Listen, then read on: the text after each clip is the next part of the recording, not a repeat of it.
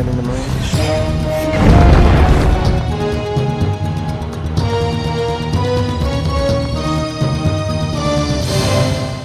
Hola, ¿qué tal? ¿Cómo les va? Es un gusto encontrarnos con ustedes en esta aldea global semanal, luego de 7 días, el resumen internacional que le ofrecemos cada semana. Con los hechos más importantes, por supuesto, que van surgiendo en 7 días, pero también con algunos que son más destacados que otros, porque algunas noticias se mantienen durante la semana vigentes por la importancia de las mismas. Luego de la presentación formal, sí, nos vamos a introducir en cada uno de los temas que le vamos a presentar en esta aldea global semanal. Auspician Aldea Global Semanal, RGB Lighting System, Organización Deimonás, Negocios Inmobiliarios, Bodegas Bullies Hermet, Hotel Olimazú, Transportes Premat, Sociedad Anónima, Quincho Campo Adentro, Refrigeración Sur, Partes y Repuestos, Hidrosol, representante de piscinas Iggy, Maderas Santa María, Farmacia Avenida, Dietética Vida Feliz, Phoenix Contact, Inspiring Innovations, SIP, Servicio Integral de Piscinas, Ricardo Ismael Lescano, Venta de Bombas, Parrilla La Costera, Restaurante y Hostería Viejo Almacén. Visítenos y encontrará un nuevo amigo más en nuestra casa. Aparts Hotel Lionel. Calidad, estilo y ubicación. Heladería Italia. Grupo Electro. Compu Matías. Venta y reparación de PC. Servicio técnico e insumos. Casa Romero. Baterías. Piamonte 36, Colón. Y en Villa Elisa, Gex 1524. Ariel Restauraciones, Arenados, Presidente Ilia 84, Colón, Entre Ríos. Muebles para el hogar y la oficina, Colón Muebles, Bolívar 550, Colón, Entre Ríos. Platos Rotos, Pizzería, Roticería Restó, Ambiente Climatizado, San Martín 344, Colón, Entre Ríos. Vivero El Palmar, Ruta 14, kilómetro 123, Concepción del Uruguay, Entre Ríos.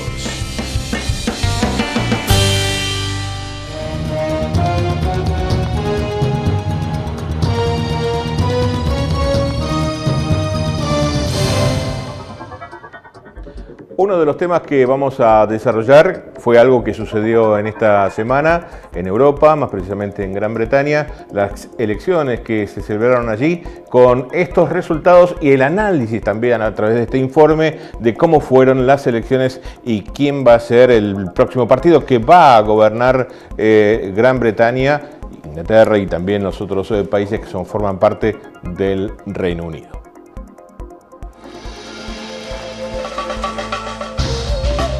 Can I first give my thanks to Hugh Keith, the returning officer, and to all the staff who've worked so hard here and around the country over this. En Gran Bretaña y contra todos los pronósticos, David Cameron se anotó una impresionante victoria electoral que le permitirá mantenerse como primer ministro y gobernar durante los próximos 5 años con mayoría absoluta. Un escrutinio que atravesó la madrugada y terminó cerca de las 10 de la mañana londinense colocó a Cameron con 329 bancas en la Cámara de los Comunes, 3 por encima de la mitad. Era una cifra inimaginable en la víspera electoral, cuando se presagiaba un escenario de inestabilidad, fragmentación extrema y complejas negociaciones para formar una coalición parlamentaria. El laborista Ed Miliband quedó segundo con 234 bancas. Un resultado catastrófico, el peor en 30 años para su partido, que despertó del sueño de recuperar el poder para enfrentar un calvario que lo obliga casi a una refundación. Los otros ganadores de las elecciones fueron los independentistas escoceses, que superaron el 50% de los votos en Escocia y acapararon 56 de los 59 escaños en juego en la región, un logro sin precedente. Serán la tercera fuerza en Westminster. A Cameron le espera el desafío de gestionar ese auge nacionalista que vuelve a amenazar la unidad de Gran Bretaña después del referéndum que dijo no a la independencia hace apenas 8 meses. Cameron se ha comprometido a celebrar en el año 2017 un referéndum sobre la permanencia del Reino Unido en la Unión Europea. El plazo de 2 años autoimpuesto para negociar una reforma acorde con los intereses británicos choca con el lento transcurrir de las gestiones en el grupo de los 28. El primer ministro se arriesga además a no satisfacer con sus posibles logros en Bruselas el afán del ala radical Tory por abandonar la Unión Europea. El Reino Unido despunta un crecimiento económico en Europa, pero la subida del PBI se estancó en el 0,3% en el primer trimestre de 2015, poniendo en evidencia la fragilidad de la recuperación. La estrategia de austeridad continuará en los próximos 2 años al menos, con recortes anunciados, pero no detallados, de unos 15.500 millones de euros en seguridad social y otras partidas ministeriales excepto sanidad, educación y ayuda exterior. Cameron se comprometió durante la campaña a proteger la sanidad pública y destinar 11.000 millones de euros para reforzar el presupuesto del Servicio Nacional de Salud, aunque nunca especificó de dónde va a salir ese dinero. Sus detractores temen que en los 5 próximos años avance sus planes de privatización que arrancaron en 2012 y que han creado una férrea oposición en varios puntos del país. Se teme también cómo puede afectar a los servicios sociales una nueva serie de recortes para continuar con las políticas de austeridad.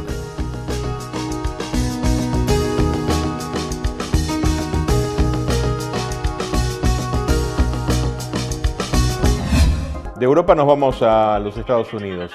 En los últimos días, el Estado Islámico, ISIS como algunos lo denominan o ya se empieza a conocer dentro del público, que está en una franca lucha con los Estados Unidos o con la coalición de la OTAN y que bombardea constantemente las posiciones de ISIS, cometió un atentado pero en pleno suelo norteamericano, en Texas. Allí murieron en un intento de otro atentado, la policía logró abatir a 2 islamistas, pero que en realidad eran de origen norteamericano. Y la advertencia de ISIS fue: prepárense porque ahora vamos por ustedes, vamos por América, pero fundamentalmente refiriéndose a Estados Unidos. En Estados Unidos, 2 personas murieron en un tiroteo en Garland, Texas, justo fuera del centro donde se desarrollaba una competición de viñetas y cómics sobre Mahoma. Al parecer, 2 hombres bajaron de un vehículo y abrieron fuego contra un agente de seguridad. Los 2 fueron abatidos por la policía. Sus cuerpos quedaron tendidos en la calle y un agente tuvo que ser trasladado al hospital. Douglas Atlas, alcalde de Garland, ha considerado que los 2 sospechosos actuaron solos y que no había prueba alguna que tuvieran conexión con una organización. Sin embargo, luego se conoció la adjudicación de este hecho que llenó de incertidumbre a los Estados Unidos.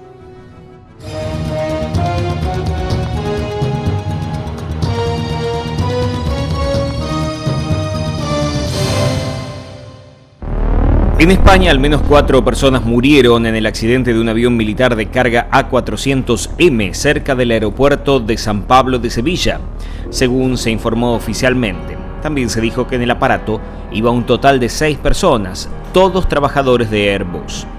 Las mismas fuentes declararon que hay 2 heridos, uno grave y el otro muy grave, con politraumatismos y quemaduras de 2º y 3er grado.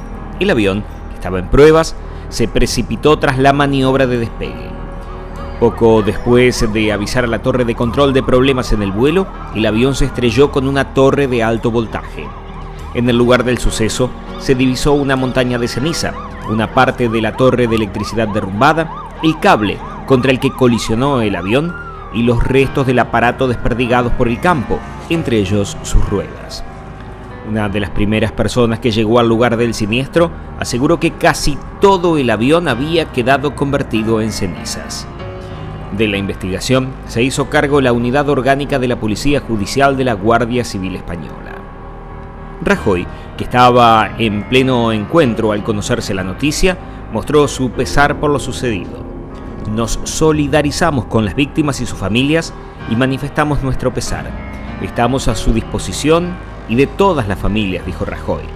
En este momento tengo que pedir dar por finalizado el encuentro, porque acaban de comunicar que este avión de Airbus se ha estrellado, dijo el presidente del gobierno. El A400M es el avión militar de hélice más grande del mundo y su ensamblaje final se realiza en la planta de Airbus Military de la capital andaluza. La producción industrial del modelo arrancó en 2011 tras algunos retrasos.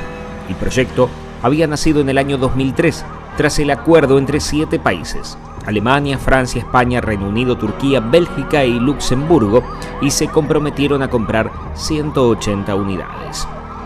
El programa tenía previsto una inversión inicial de 20.000 millones de euros, desembolso que se vio incrementado en otros 11.000 millones por la cantidad de tecnología que precisa el modelo.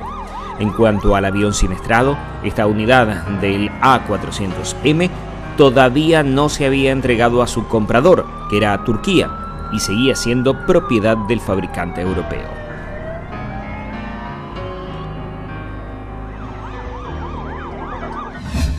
Hacemos una breve pausa en esta aldea global semanal. Como siempre, en instantes ya volvemos.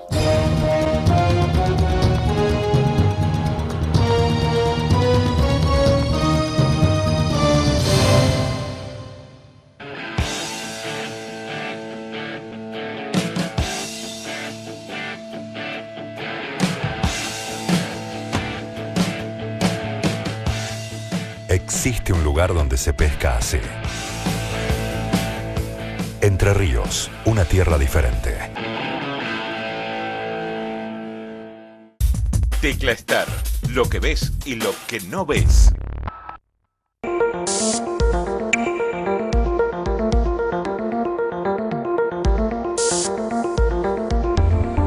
Wingnier, el mejor clima siempre.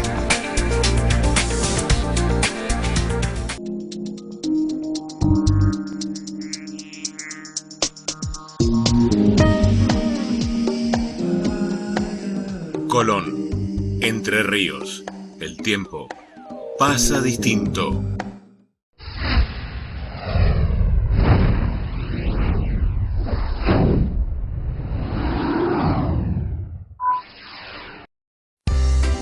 Restaurant y parrilla Popeye, cocina gourmet, pescados de mar y río, pastas caseras, chivitos uruguayos, pizzas por metro, postres y cafetería. Restaurant y parrilla Popeye, en San Martín y Belgrano de Colón. Geluz, fabricante de interruptores, ejemplo de la industria nacional, que piensa en su seguridad, el diseño y el confort. Geluz, confiabilidad sin riesgos. Insecol, fábrica de columnas de alumbrado público, desde Concepción del Uruguay, Entre Ríos, para el país. Visítenos en www.inselecluz.com.ar.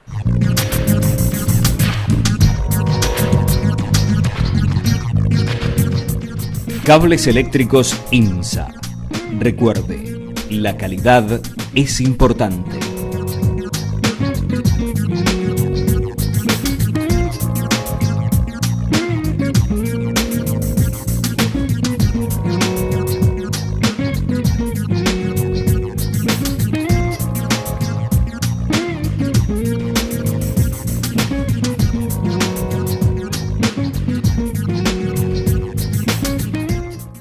Taxa, cintas adhesivas, www.taxa.com.ar.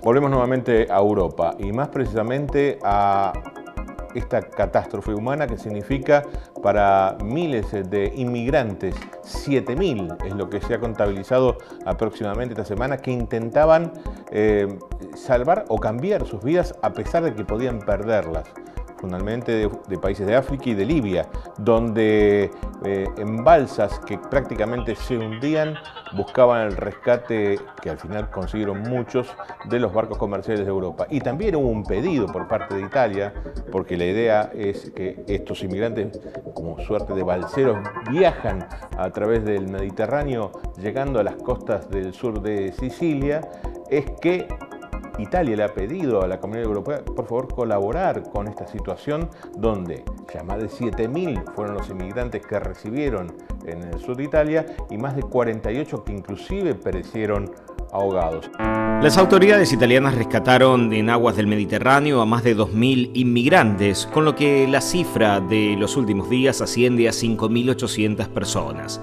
Algunos de ellos han fallecido, indicaron los guardacostas. Italia continúa recibiendo oleadas de inmigrantes procedentes de África debido a su posición geográfica, que la convierte en puente entre África y Europa, hacia donde estas personas huyen de los conflictos. Un flujo que se ve incrementado por la llegada del período estival y el buen tiempo en alta mar, y que en ocasiones deriva en desastres como el del pasado 19 de abril, en el que murieron ahogados alrededor de 850 personas. Entre enero y abril, el número de llegadas superó los 25.000 inmigrantes, una cifra casi similar a los mismos meses del año 2014. Pero el número de muertos y de desaparecidos se ha ido multiplicando por 20.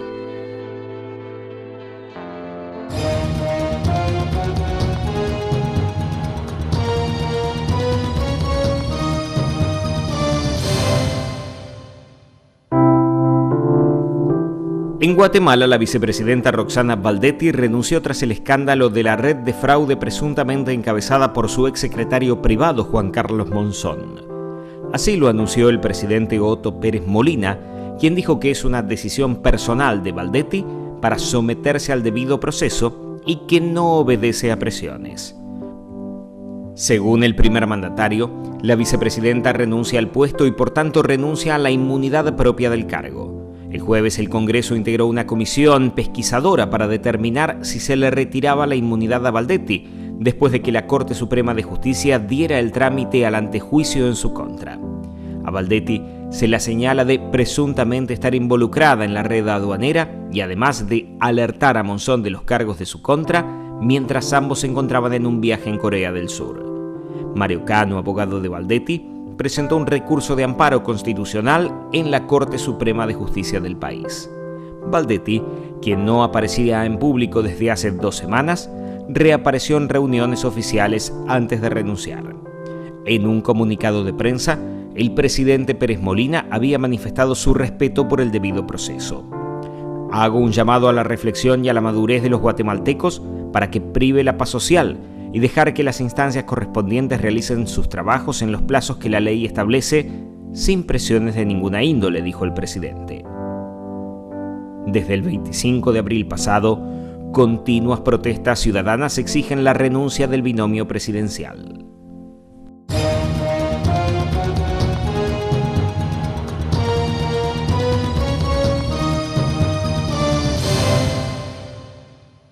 Rusia hizo alarde de su poderío en el mayor desfile militar organizado en la Plaza Roja desde la caída de la Unión Soviética, con motivo del 70º aniversario del final de la Segunda Guerra Mundial. El presidente ruso Vladimir Putin agradeció la contribución de los aliados a la victoria de 1945 sobre la Alemania nazi, pese al desaire de los líderes occidentales ausentes de la celebración, quienes lo acusan de apoyar a los separatistas prorrusos en el este de Ucrania. El desfile militar contó, no obstante, con la presencia de una veintena de dirigentes extranjeros, entre ellos los presidentes de China, Xi Jinping, e indio, Pranab Mukherjee. También estuvieron en Moscú el cubano Raúl Castro y el venezolano Nicolás Maduro, además del secretario general de la ONU, Ban Ki-moon. Rusia aprovechó la ocasión para exhibir ante cientos de miles de personas su moderno armamento, como el tanque Armata T-14, considerado uno de los más potentes del mundo, o misiles balísticos intercontinentales de cerca de 50 toneladas. Hay que recordar que es el ejército ruso el que, tras el asalto a Berlín, puso punto final a la guerra contra la Alemania hitleriana, declaró Putin en un discurso ante los 16.000 soldados congregados en la Plaza Rojas antes del inicio de un gigantesco desfile militar. La Unión Soviética participó en las batallas más sangrientas, dijo el presidente ruso en su discurso, en referencia a la cantidad de soviéticos que murieron en la guerra. Agradezco a los pueblos del Reino Unido, Francia y Estados Unidos su contribución a la victoria. Con sus palabras de agradecimiento, Putin quiso mostrarse conciliador con los occidentales y no aludió esta vez a la amenaza del gobierno pro-occidental de Ucrania. Más tarde, en una recepción con los dirigentes presentes en Moscú, Putin agregó que el espíritu de alianza forjado en la Segunda Guerra Mundial debería servir hoy de ejemplo.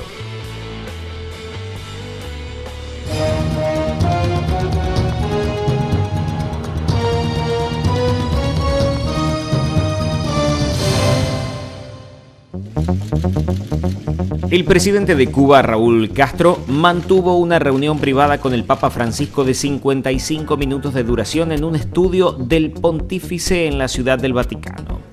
Castro llegó al lugar a las 9:30 de la mañana, hora local, y a continuación comenzó su audiencia privada con Bergoglio, quien tiene previsto viajar a la isla caribeña el próximo mes de septiembre y que ha influido en el acercamiento entre Cuba y los Estados Unidos.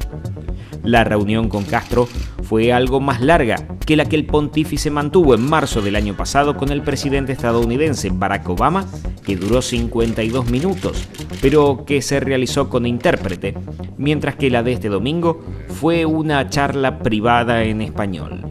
He agradecido al Santo Padre por su contribución al reacercamiento entre Cuba y Estados Unidos, dijo Castro al final de la audiencia. En otra comparecencia ante la prensa junto al primer ministro italiano Matteo Renzi, con quien se entrevistó después de la audiencia con el Papa, el presidente de Cuba elogió a Francisco por su sabiduría y su modestia y aseguró que lee todos sus discursos y dijo que, si sigue así, él mismo regresará a la Iglesia Católica. Yo volveré a rezar y regreso a la Iglesia, y no lo digo en broma, comentó el presidente cubano. Además, Castro prometió que asistirá a todas las misas que Bergoglio oficie durante su visita a Cuba y recordó que él estudió en instituciones religiosas de jesuitas, la misma orden del Papa Francisco. No obstante, Castro precisó que soy comunista del Partido Comunista Cubano y ante la prensa destacó los pasos importantes que su formación ha dado en los últimos años. Durante su audiencia con el Papa, Castro aludió al drama de la inmigración en el Mediterráneo. Y lo hizo mediante un regalo que hizo al pontífice, un cuadro de grandes dimensiones del artista cubano Alexis Leiva Machado, que representa una gran cruz hecha con varios barcos y un niño que reza ante ella.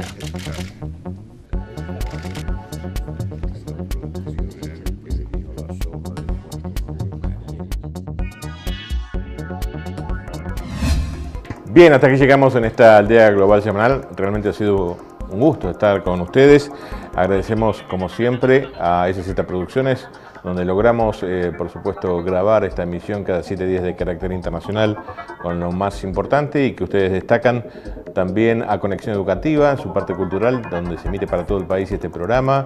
A el resto de los canales locales de la red Intercable, donde también salimos en su programación local. Y, por supuesto, en internet, nuestro correo electrónico es aldeaglobalsemanal@gmail.com, nuestro portal www.aldeaglobalsemanal.com.ar, nuestro Face Aldea Global Semanal y nuestro Twitter Aldea Global Sema. También agradecemos la dirección de cámaras de Miguel Ávila y la cámara hecha, en este caso también, que se suman a este equipo de este noticiero internacional de Diego Freire.